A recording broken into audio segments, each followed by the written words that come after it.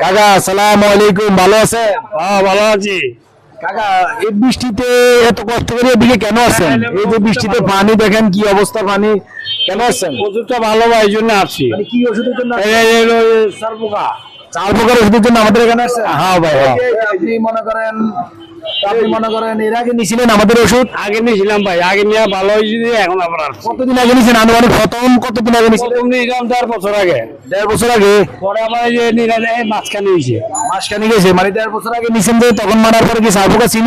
মানে একদিন হালকা এলে আবার নিয়ে আবার দিয়েছি, আবার গেছে গা। একদম টোটাল চলে গেছে আমাদের ওষুধ মারার, পোকা কিলার এক্স মারার পরে কি টোটাল চাল পোকা চলে গেছে নাকি? হ্যাঁ চলে গেছে। আমার মায়ের বাড়িতে পোলা পানি লয়ে গেছে, ওয়েট দিতেছি নিয়ে।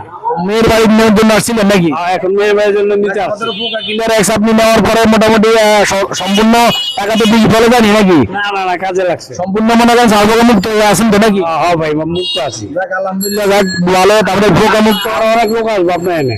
আরো অনেক লোক আছে। যাক বলুন কাকা, এই যে অনেকে তো বিশ্বাস করে না আমাদের ওষুধ কার্যকারী। আমার কাছে কইলে বইলা দিই, এই হলো বলছি। মানে তাহলে এক মতো কাজ হয়েছে। হ্যাঁ ধন্যবাদ, আসসালামু আলাইকুম। আলাইকুম